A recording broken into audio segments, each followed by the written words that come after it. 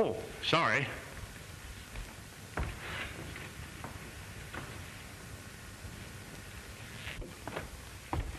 Oh, I gotta see the chief. Oh, but this is important. Manelli won't mind, will you? No, he won't mind. Well, I thought I sent for Lieutenant. Well,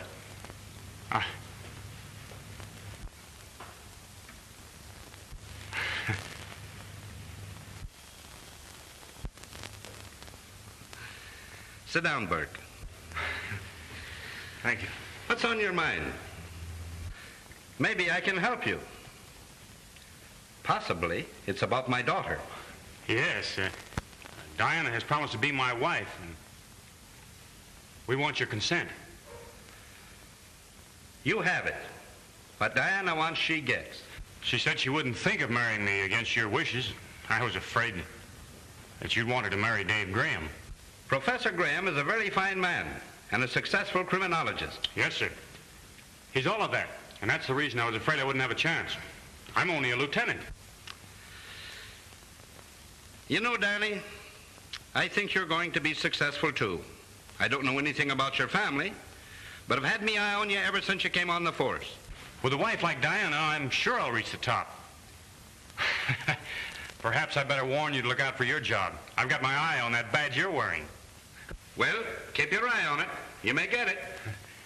Chief, you don't know how much I thank you, and you never will. That's all right. But I still want to see Bonelli. Oh, yes, sir. You're next.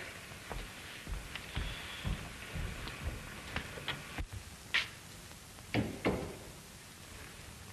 morning, Chief. Bonelli, there's too many brawls in your district lately.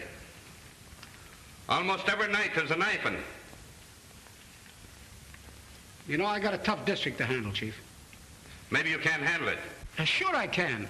All I want is a little more time. I got everything pretty much under control. You know, there's two factions down there. And? How'd you like to go back wearing a patrolman's uniform? Well, I don't like that, Chief. Then listen, Bonelli.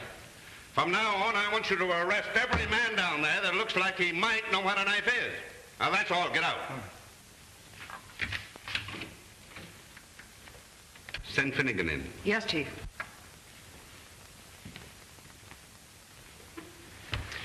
Maybe you can hear better standing up. Finnegan, I've had me eyes on you for months. Politics is not going to keep any man's job on this force as long as I head it. Now I'm warning you, Finnegan. Keep your nose out of politics or I'll break you. I know what's running through your mind. You're thinking I won't be long on this job. Well, maybe not. But while I'm here, there'll be no interference from shyster lawyers or underworld bosses. Well, maybe I can give you some advice. I don't want your advice. Now get out of here.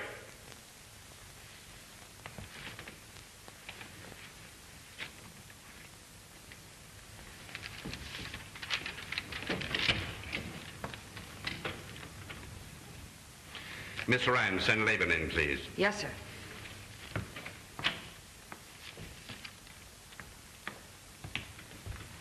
Levine? If you don't mind, Chief, it's Laban. Well, whatever it is, you've been heading the vice squad for some time, and I understand that you're building quite a pretentious home on the salary you draw. And the police commission is noticing it too. My grandmother died last year in Paris. She left me the money. You may have to prove that. Yes, sir. I'll bring the lawyer's letter to you.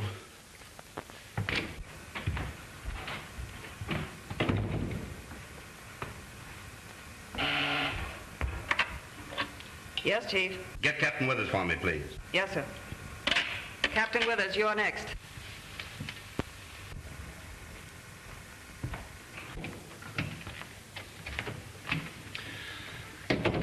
Hello, Bill. Hello, Jim. Sit down. Bill, I'm going to relieve you of that precinct job. You're going to head the gambling detail. How about Phillips, Chief? I had him on the carpet. It's noised around that there's a payoff. Jim Phillips wouldn't take a dime of dishonest money. But this will break his heart. I have a lot of confidence in Phillips, but I don't want him to remain where he'll be framed by a bunch of crooked gamblers. Phillips won't understand. He'll think you're breaking him. He's sort of bitter at times. That's my worry. I can handle him. When he gets through, he'll have every man on the force down on him. Hey, Withers? I guess the chief knows what he's doing. Maybe you benefited by it. That's why you talk that way. Listen, Perkins. Officers who have done their duty don't have to be nervous about what the chief does. He's got the whole department boiling. There's a dozen fellows would like to be pallbearers at his funeral. Miss Ryan, will you come in, please?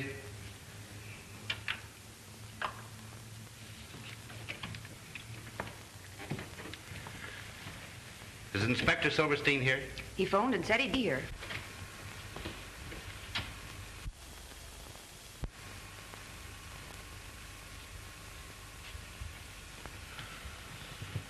What is it, a shake-up? Shake up and down. As I was saying, Mary Ryan's got one of those red-hot Irish tempers. And as a policewoman, she packs a gun. If Sullivan thinks he can go gallivanting around with her daughter late at night and bring her in at all hours of the morning... Kathleen Ryan's the chief's secretary. And they...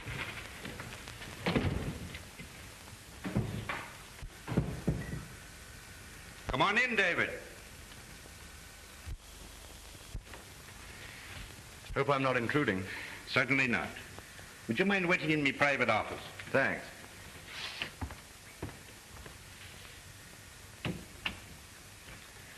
Inspector Silverstein. Come here, please. You have been tried and found guilty of absenting yourself from your post out leave. Now, I'm warning you. If you should let this happen again, you will be severely punished. Well, you see, Chief, it was Rebecca's anniversary, and actually we had some people over for dinner, so Now, that all came out in the hearing. Take your place among the officers. Gentlemen, I am proud to say that we have one of the finest police forces in the country. I know it's not 100%, but I don't know of anything that is. I have seen fit to make some changes today for the benefit of the department in general and officers individually. Some of you may not like it. If not, I'm sorry. I want to congratulate you on having solved a large percentage of crime. Furthermore, I want you to make this town so hot for the crook that he'll find it an unhealthy place to nest in. Do your duty. And as long as I head this department, your jobs will be safe. That's all.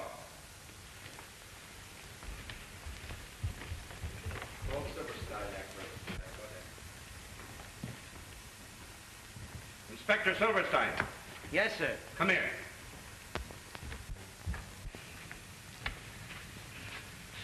Tell Rebecca that I'm sore because she didn't invite me to her party. Also tell her that I'm dropping by some evening soon for gefilte fish and matzo balls. And some sweet and sour pickles and a nice piece of schmaltz, Harry. Keep your seat, David.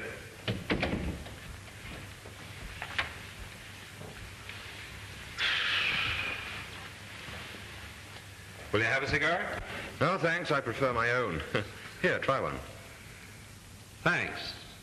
Oh, you're still making them yourself, I see. Of course, my pet hobby. But then, you see, I come by it naturally. My father was a cigar maker. I learned the art when I was a kid, working in his factory.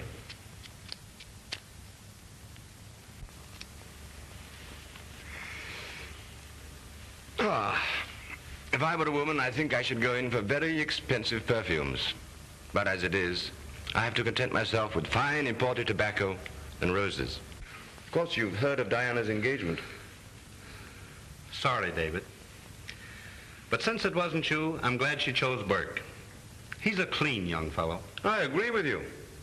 Of course, I wish she'd shown a little better judgment and chosen me, but as it is, I wish them all the luck in the world. That's very kind of you. The next best thing to a winner is a good loser. And I'm sure Diana will always have the greatest respect and affection for you. That will always be my feeling towards them both. Come in. Dr. McNeil from the insurance company. I'll be going. No, that's quite all right. Send him in, please.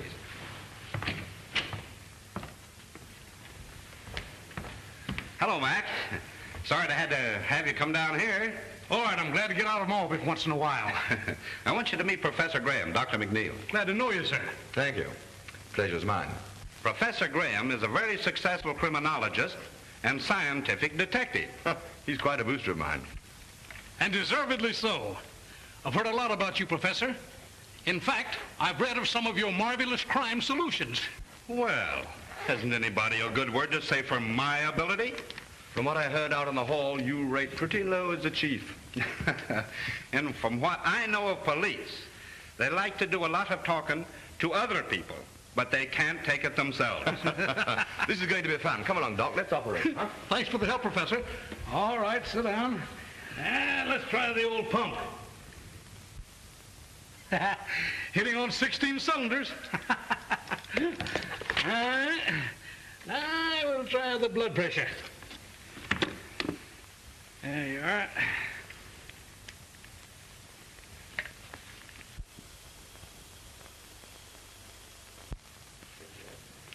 Normal. Let's see. Now, I guess you better... Are the lamps all right? Bet you can see in the dark with those glimmers. All right, the Mammoth Cave. Perfect as a prima donna's. Let's see now. Let's try the old bellows.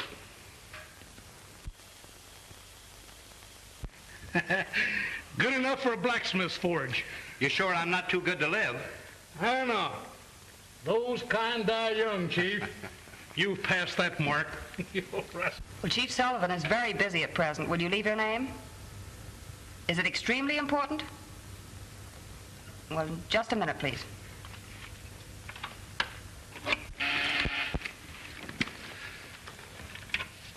Yes?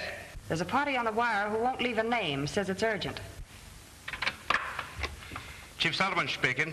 Who is this? I no time for cranks like you. Yes, sir. Trace that call, Miss Ryan. Yes, sir. Operator, can you trace that call? Well, Doc, you probably won't think I'm such a good risk now. Fella just threatened my life. Second time it happened this week. Well, you certainly take it casually enough. He'll probably follow it up with a threatening letter and then annoy somebody else. You should have traced that call while he was still on the wire. Didn't I tell you he knew his stuff? Yes? The man's hung up, and you know how many calls we have. All right, thanks, Miss Ryan. And goodbye, Chief. Goodbye. Hope you don't collect soon. Thank you. See you again, Professor. I hope so, Doctor.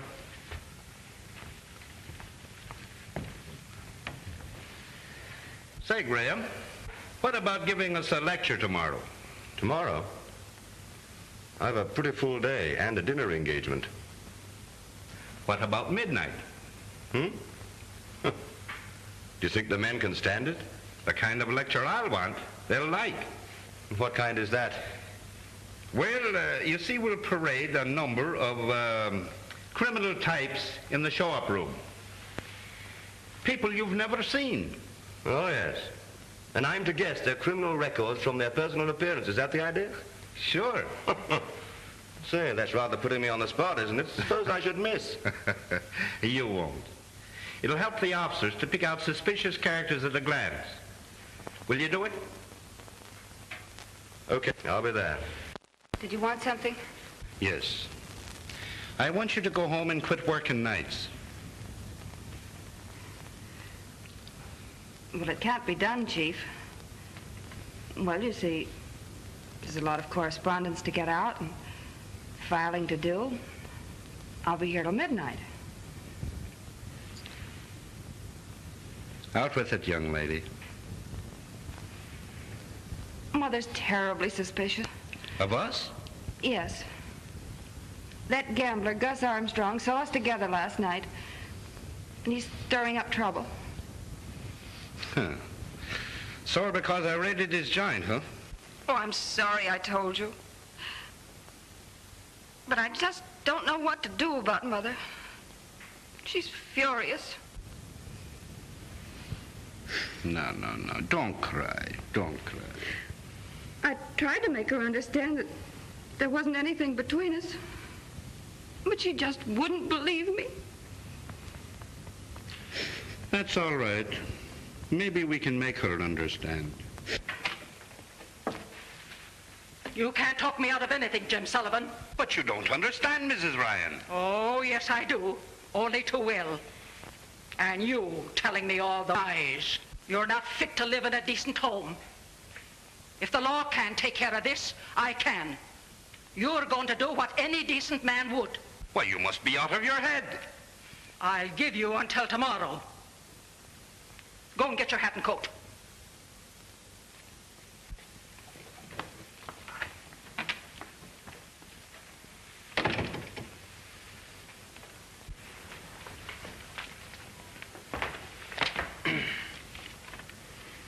Calling car 71, car 71. Go to 22nd and St. Anne Street, 22nd and St. Anne Street, a barking dog. Calling car 36, car 36. Go to 59th and Rampart, 59th and Rampart. A drunken man beating up his wife. That is all.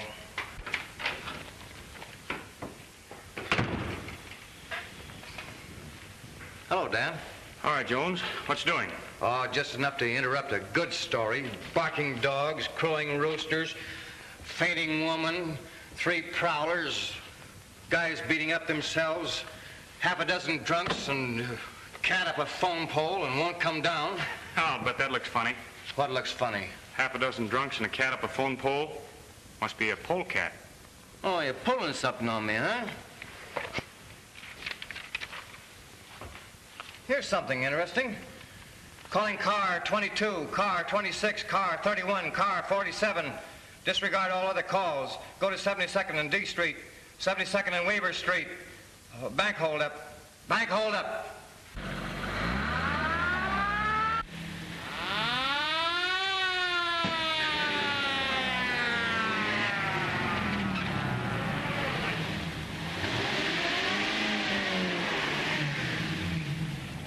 Calling car 22, car 26, car 31, and car 47. Bank bandits escaped out Kings Highway, hopping in black sedan. 3 in car, 3 in car. Boy and 2 older men. Take no chances with this gang.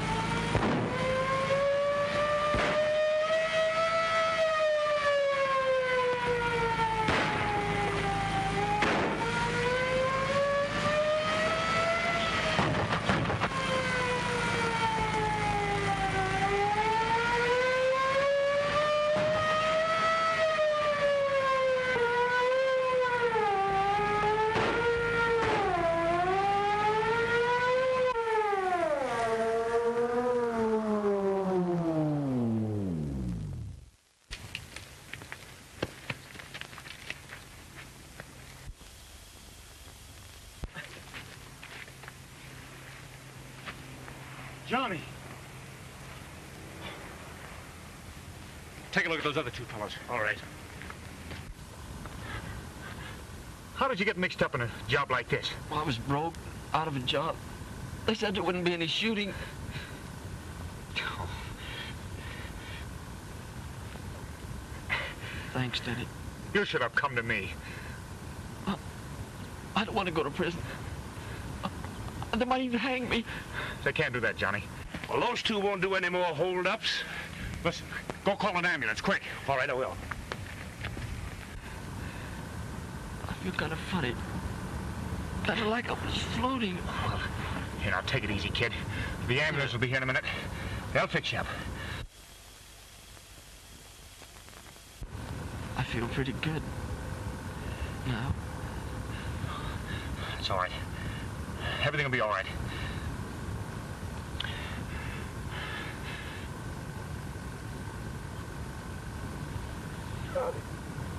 Johnny. Johnny.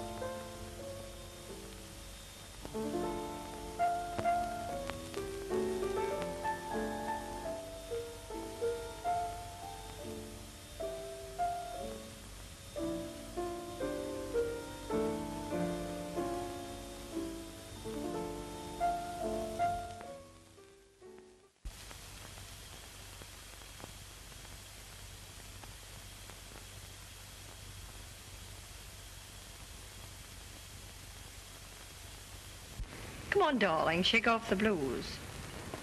You know, you're an engaged man. Diana, I went through something today that doesn't make me feel exactly cheerful. A young fellow was trapped with a bunch of crooks. He was shot and killed. I understand how you feel, darling. He was only a kid. Told me it was his first job, and he was broke. You know, I'm glad you feel that way, even about that kind of a boy, but you'll get over it, won't you? Well, it's late. I must be going. That's Father.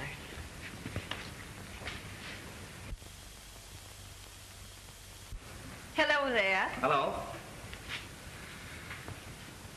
It's a nice piece of work you fellows did today, Burke. Thanks. I was just saying good night, Chief.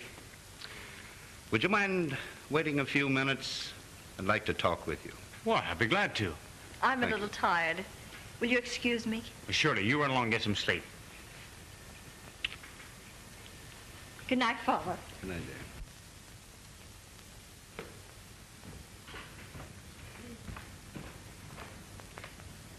Oh, Dan, will you look in the morning papers? I gave them the announcement of our engagement.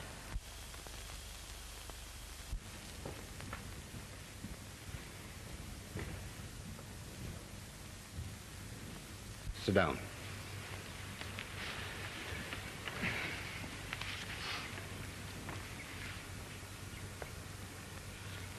Read that.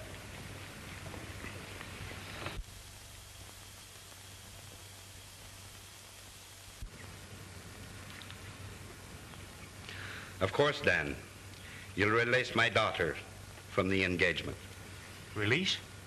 Release Diana? Yes. 'Tis the only honorable thing you can do. But I love her. All the more reason why you should free her from a compromising situation. But I can't understand why I should be blamed for something my brother did. Then why did you deliberately conceal his identity? Because I knew the people wouldn't understand. Even Diana might not. I like you, Burke.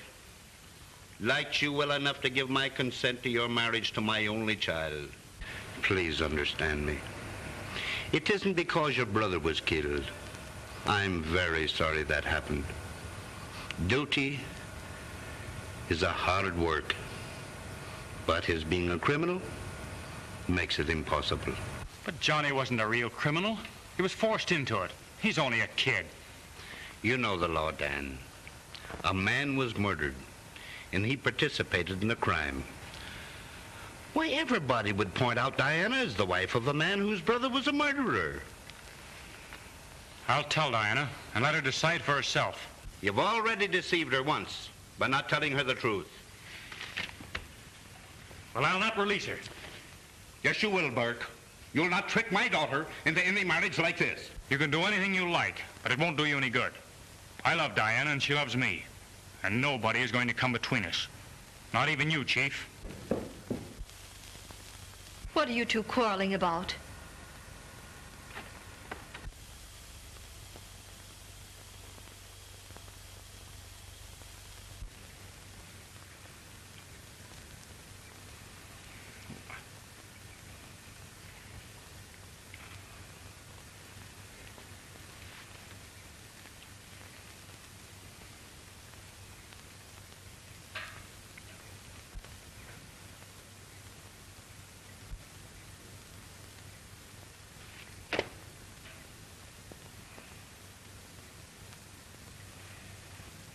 Your father is asking me to release you from our engagement. Diana, you'll be fair. You love me, darling. I don't know what to say. Please let me think things over. I tell you, Burke, you'll never marry her as long as I'm alive.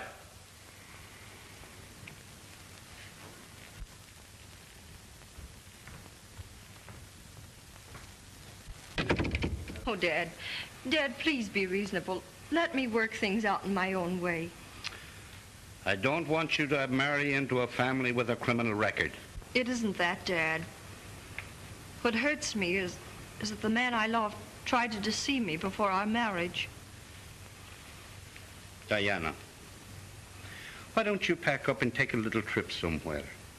Bermuda, Miami, or anywhere. No, darling, I think I'll just go out for a little ride, and don't you wait up for me. It's not safe for you to ride around this time of night. That's not very complimentary to your department's efficiency, is it?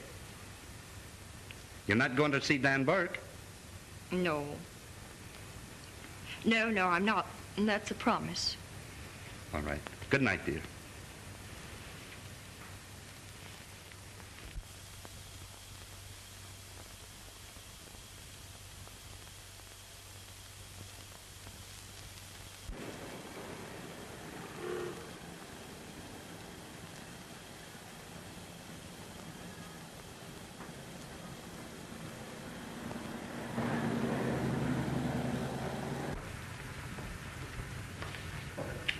I've been waiting for you.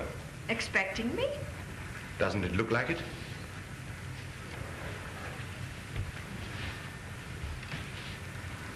I suppose you also know why I've come here. Certainly. I read the evening paper. That'll brace you. David, what am I going to do? You know perfectly well what you're going to do. Only being a woman, you won't admit it. Well, I know. You're going to marry Danny Burke, and you'll be perfectly right. Why are you so sure? Well, after all, he isn't to blame for this tragedy in his family. But why didn't he tell me? Why did he hold things back from me? Try and realize what's running through the poor fellow's mind. He's engaged to a girl whose father happens to be the chief of police and has given his consent thinking he's going to have a son-in-law he'll be proud of. And then what happens? In the discharge of his duty, He's shooting it out with a bunch of gangsters and discovers that one of them is his own brother. His brother's fatally shot, and he thinks that no one is aware of his identity. Now, what's he going to do? If he tells you or your father, it means an end to all this happiness. Thank you, David. You're awfully sweet. Oh, thank you.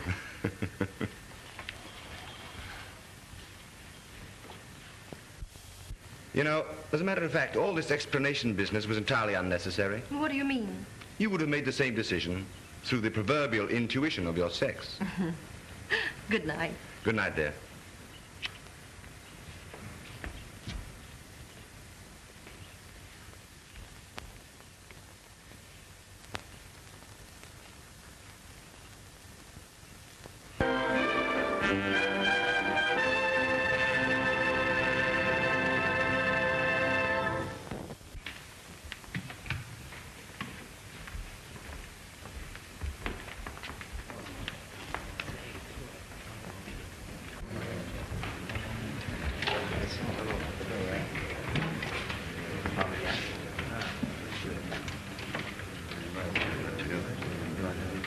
I hear you're not on the gambling squad after tonight.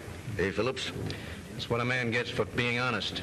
Transferred to someplace out in the bushes. I like to punch Sullivan right in the jaw. That's too good for him. What he needs is a real working over. After all, I ain't got no kick coming against the chief, because he's been pretty nice to me. Nice, huh? You call that reprimand you got yesterday pretty nice? What would you call a sock in a puss? A love pat? If he thinks he's going to be chief another 30 days, he's crazy. Gus Armstrong's got enough political pull to take care of that. Accused you of playing politics, didn't he? Yeah. Well, what does he think he's playing, pinochle? Listen, my mind's made up and that's that. Diana is of age, and you can't stop us. My daughter will not go against my wishes. She has given me her word. I guess Dan Burke won't be so high and mighty when the police commission put him on the carpet for his kid brother. Sullivan, he'd get him out of that all right. Burke is going to marry the old man's daughter. Yeah, you got another guess coming. You think Sullivan's going to take on a son-in-law that had a bandit brother? Did you hear about Mary Ryan and the chief? Got wise that Sullivan take her out, huh? I was talking to the janitor last night. He said the old lady was threatening the chief, said he'd have to marry Kathleen or else.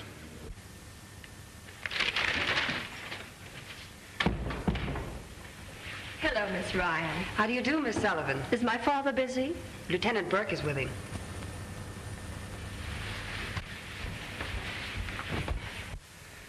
And that's final, Burke. Not with me. Hello, Danny. Hello, Father. Hello, darling. I've just been trying to convince your father. It's 10-1 you weren't successful. I wasn't. I'm the only one who can win an argument with him. But this is one time you won't. But, Dad, it isn't right to blame Dan for something his brother did. I don't. But it's the deception and the compromising of your reputation. Oh, let's leave out my reputation. I wouldn't let gossip keep me away from Dan. And now I'll tell you, just as I told him, that as long as I'm alive, he'll marry you. But, Father, we love each other, and we're going to be married and everything. Captain Withers is here. Send him in. Now, if you'll all excuse me, I'll see you later in the show-up room. Come in, Captain Withers. Pull up your chair and sit down.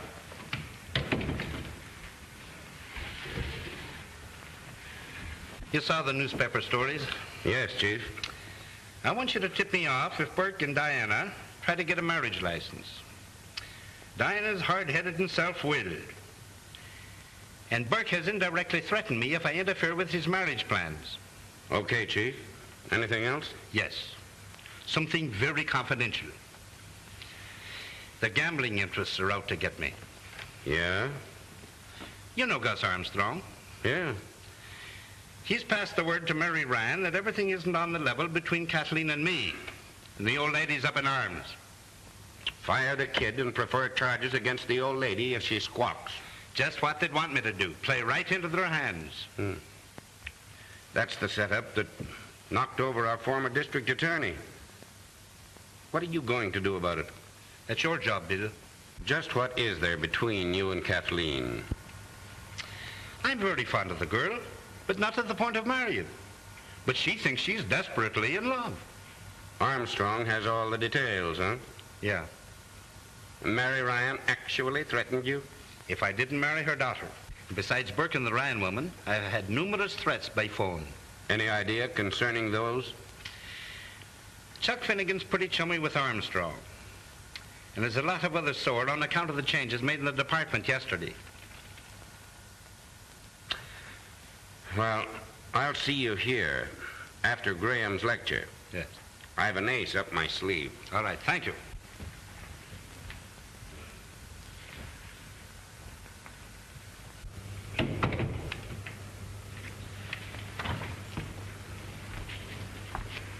Do you mind if I hear Professor Graham tonight? You better go home, Kathleen. It's late. But I have to wait for Mother. All right. But be careful. I will, Chief.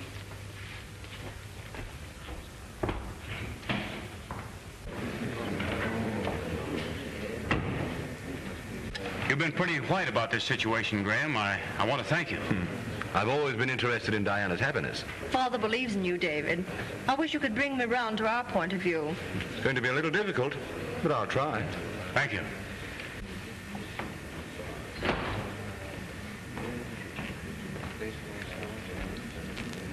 Professor Graham, would you mind sitting over here next to the Chief?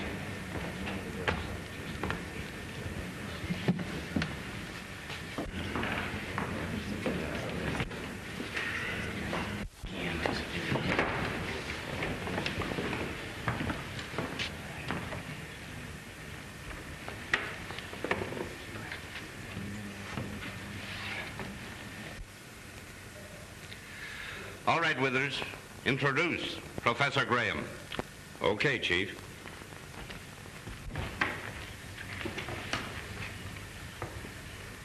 Ladies and gentlemen, we have with us one of the world's outstanding criminologists. Most of us know him as a personal friend who has helped the department solve some of its most baffling problems. Tonight he will talk on the physical characteristics of the various types of criminals. He will illustrate his talk with a number of prisoners whom he has never seen before. As the prisoners are paraded by him, he will classify them by their physical characteristics. We shall see whether the deductions agree with our records. Ladies and gentlemen, Professor David Graham.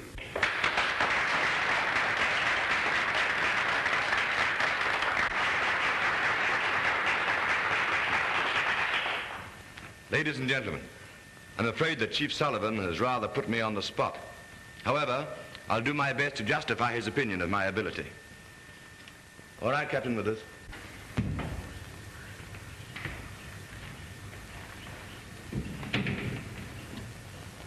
Duped into crime. Charge. Arrested on suspicion of theft. Record. Served 2 years in state reformatory. 18 months in the Good Shepherd Home for the feeble-minded. Oh, come on, come on. Had his mind been alert, he would never have attempted violence at such an inopportune moment.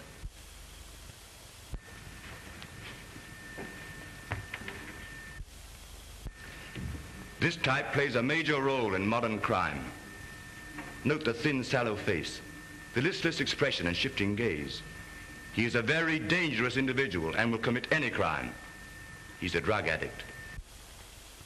Charged. Arrested for violation of the Harrison Narcotic Act. Now under arrest on suspicion of gang murder.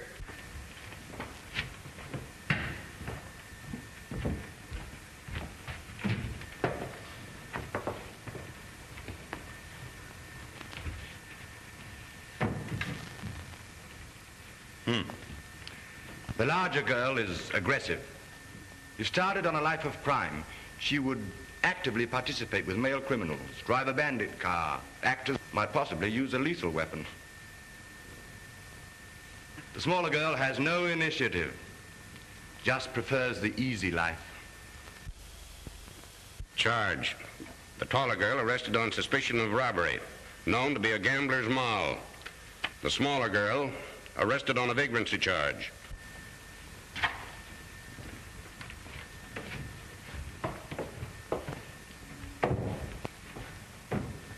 He's a very dangerous criminal. Specializes in widows and orphans. Always has a safe investment.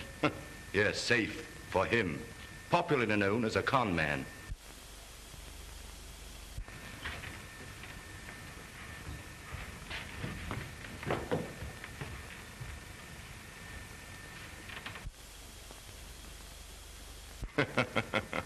Not a criminal type at all. I wouldn't mind having a dinner date with her. That is, if she'd accept the date. Maybe you'd better introduce us first, Captain Withers.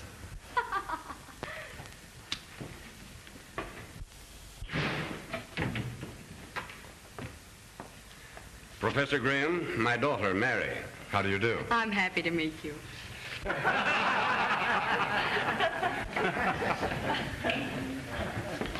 Well, was your dad in on this deal to baffle science? No, it was my own idea, wasn't it, Father? Come on, darling, wake up. The show's over. A very interesting lecture. You seem to have lulled the chief to sleep beautifully.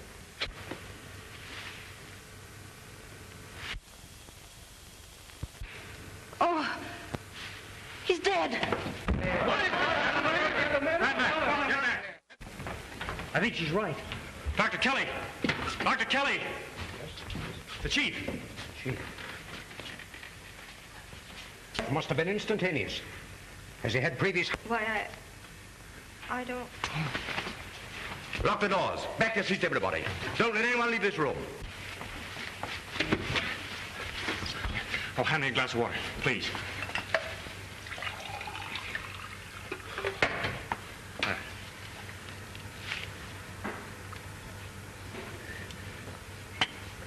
Thanks. Are you all right, Diana? Yes, I'm all right. Oh, come, dear. This man has been murdered, and the killer's right here in this room.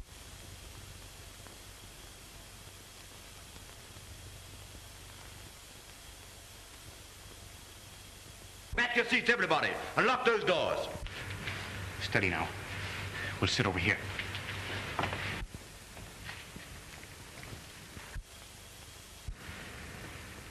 Looks like a plain case of heart attack. That's what it's supposed to look like, Doctor. But I happened to be in Sullivan's office last night when Dr. McNeil examined him and pronounced his heart perfectly normal. Captain Withers, do you know of anyone here who might have wanted a thing like this to happen?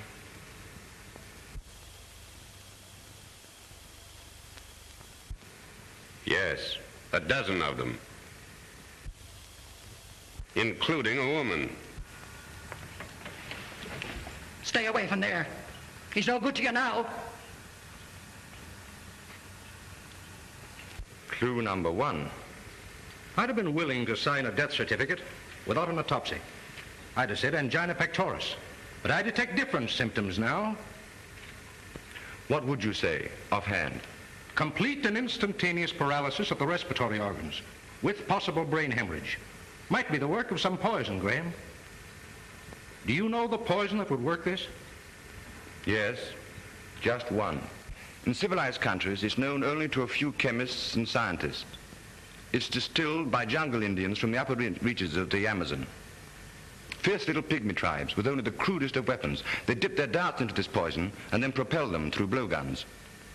Since Chief Sullivan was seated in the front row, the dart, if there was a dart, must have been fired from back of him. It ought to be easy to determine that.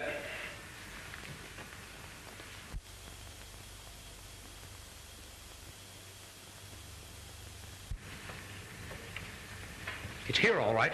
An ordinary sewing needle. Oh, be careful, Doctor. The point may still be deadly. How would you say it was injected? By hand? No. I should say blown through a tube. What sort of a tube? Oh, any small type. Possibly a cigarette holder. What would you suggest? That a preliminary autopsy be performed immediately. After that, a person-by-person search for the instrument of death. Then, a thorough investigation into the motive of the crime.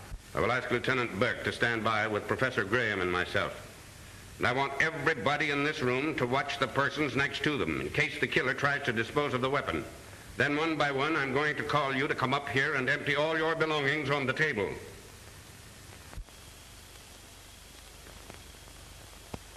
each of you who has any knowledge of a possible motive to write it down on a slip of paper which will be handed to you. You need not sign your names.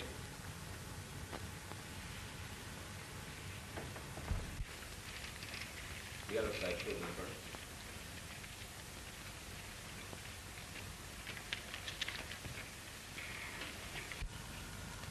Mary Ryan had made threats against the chief. That's right. Sullivan told me tonight she'd been threatening him. I did not kill him. I only wanted him to marry my Kathleen. If you killed him, I hope they punish you. You were always threatening him. Sit down, Kathleen. Your mother didn't do this.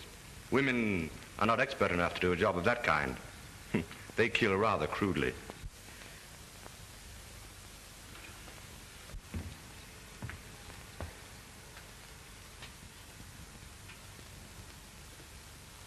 Captain Perkins, you were overheard saying that you would like to be a pallbearer at the chief's funeral. Is that so? Maybe I did say it. What of it? I was sitting right here by Phillips, wasn't I? Yes, right here by me. Graham, listen. The needle in Sullivan's back didn't kill him. He was already dead when it struck him. How do you know that? The wound didn't bleed. Circulation had stopped. The slayer was not directly behind the chief. I can show you just exactly how it was done. Oh. Get back there and sit down. I'll take charge of this. Clancy, Davis, carry him back to his room. Come on, grab his shoulders. Come on, easy. Now listen. If I don't locate the killer within the next 10 minutes, I'm going to arrest everyone in this room and give them a grilling and make the third degree look like a petting party. Don't get excited, Captain. This thing must be solved scientifically. Science can go take a jump at itself. I'll take charge here. Burke, go back to your seat. Laban, you knew Chief Sullivan was about to prefer serious charges against you. He insinuated I was building a new home with bribe money. Well, are you? You're crazy. Read this.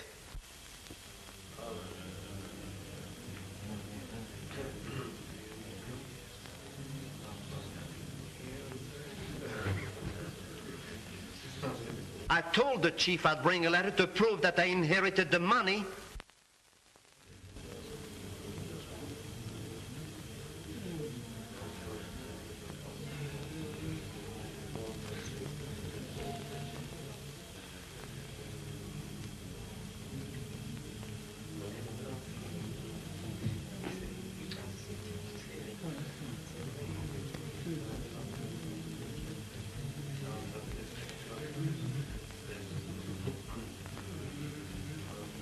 Well, I guess this lets you out. You've got to help me, Diana. You've got to be brave and see this thing through. There's a light switch over there. When I signal you, pull it. But I'm afraid somebody else will be killed when I turn the lights out. Trust me, honey.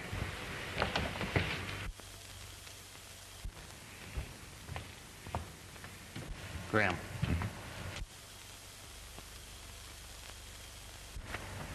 I've got the tube the needle was shot from. Oh, you have you? And also the perfect solution to the crime. So have I. All right, take him with us. There's your man. What? Burke, you're under arrest.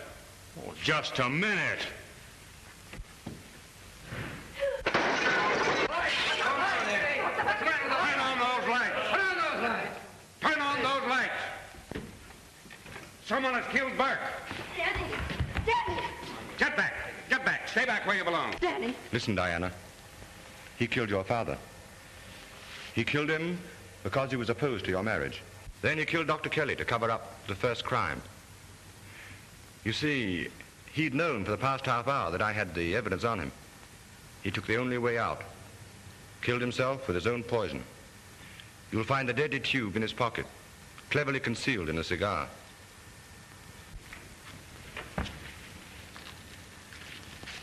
It must be one of these.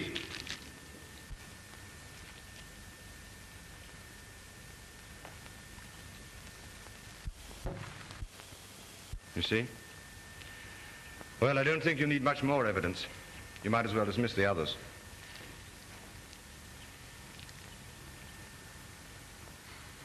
To think Burke would do this. Clear case of heredity. He was a criminal by instinct, just like his half-brother, Johnny.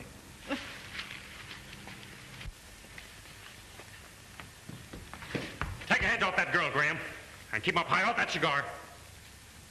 This looks too much like the cigar you planted on me. I knew you'd try to shoot one of your poison darts at me when you learned I had the goods on you. That's why I put the glass tabletop between us when the lights went out. Then all I had to do was play dead while you gave one of your scientific explanations. The real explanation of why you killed Chief Sullivan and Dr. Kelly. You find a poisoned thorn in the sleeve of Chief Sullivan's coat. It fits on the stem of this rose in his lapel. Well, what gets me is why he fired the needle in the chief's back when he was already dead. Evidently to plant suspicion on somebody sitting behind the chief. That somebody being myself. This is the cigar he had when he tried to kill you, but there's no metal tube in it. Then there must be a hollow tobacco stem in it that would be consumed when he smoked. Didn't I tell you last night that a mere man hasn't a chance against a woman's intuition?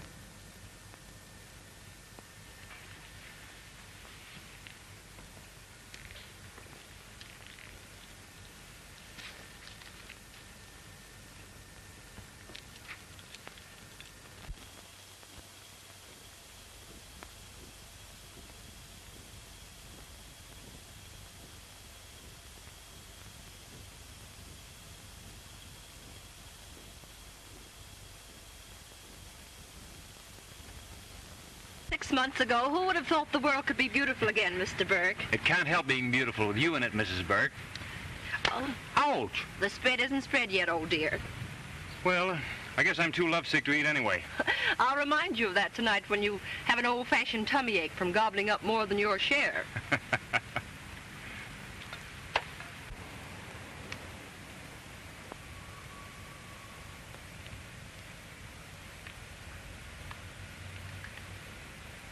Gee. Well, what's the latest sensation? Oh, nothing. What are you reading? Oh, nothing. Skip it. Let me see. Now, listen, Oh, come on. I want to see it. Well, you know, it's far better that way. It's a curious thing. Terrible as his crime was, somehow I never wanted him executed. Maybe it's because I can't forget his good side. His gentleness, his sympathy. Oh, Dan, why did he have to do it? Well, only a few days ago, we discovered his diary, in which he diagnosed his own case. Everything he jotted down showed the great mental crisis he was going through. There were many notations about a certain girl that he couldn't bear to lose.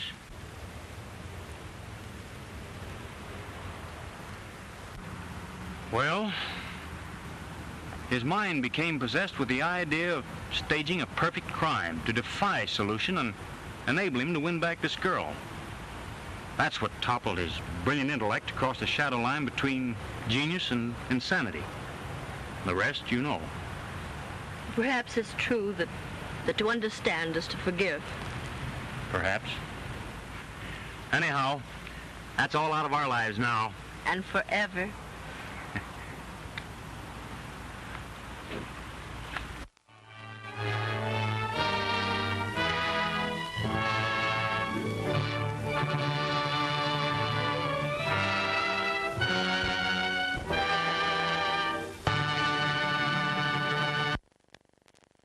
Perhaps I better warn you to look out for your job. I've got my eye on that badge you're wearing.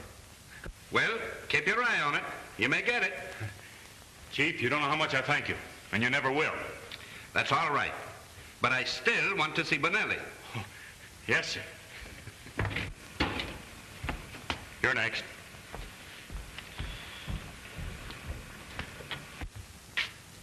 Good morning, Chief. Bonelli, there's too many brawls in your district lately. Almost every night there's a knifing. You know, I got a tough district to handle, Chief. Maybe you can't handle it. Sure I can. All I want is a little more time. I got everything pretty much under control. You know, there's 2 factions down there. And? How'd you like to go back wearing a patrolman's uniform? Well, I don't like that, Chief. Then listen, Benelli. From now on, I want you to arrest every man down there that looks like he might know what a knife is. Now, that's all. Get out. Send Finnegan in. Yes, Chief.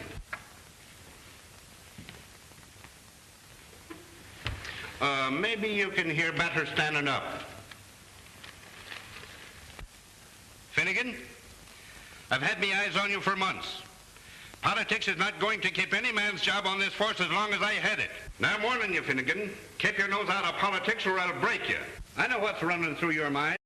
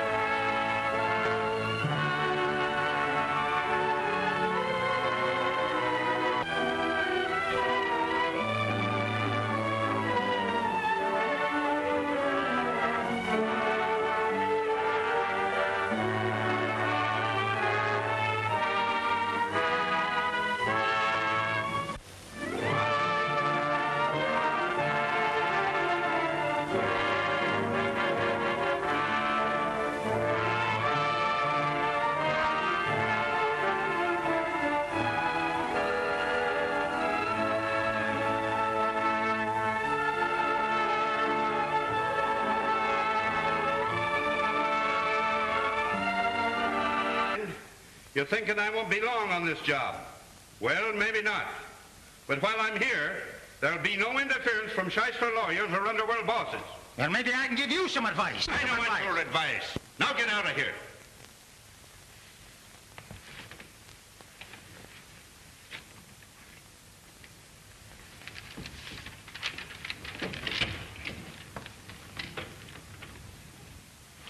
Miss Ryan, send Laban in, please. Yes, sir.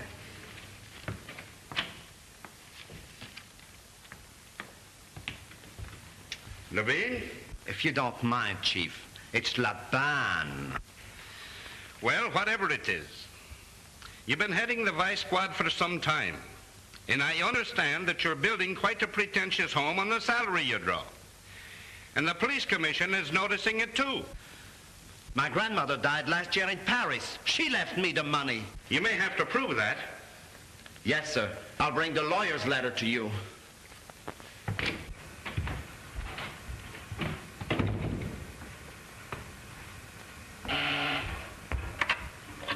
Yes, Chief. Get Captain Withers for me, please. Yes, sir. Captain Withers, you're next.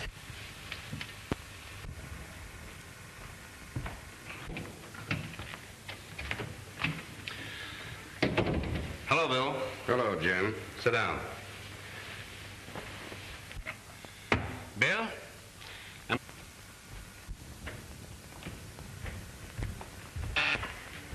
Oh, sorry.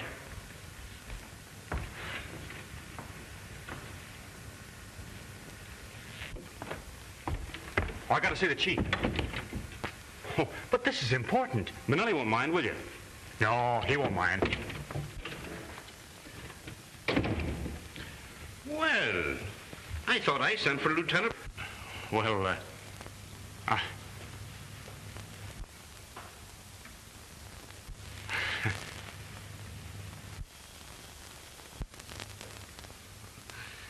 Sit down, Burke.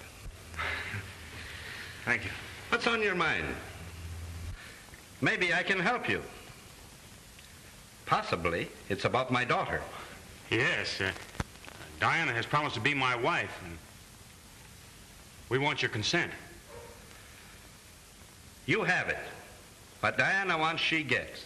She said she wouldn't think of marrying me against your wishes. I was afraid that you'd want her to marry Dave Graham. Professor Graham is a very fine man and a successful criminologist. Yes, sir. He's all of that. And that's the reason I was afraid I wouldn't have a chance. I'm only a lieutenant. You know, Danny, I think you're going to be successful, too. I don't know anything about your family, but I've had me eye on you ever since you came on the force. With a wife like Diana, I'm sure I'll reach the top.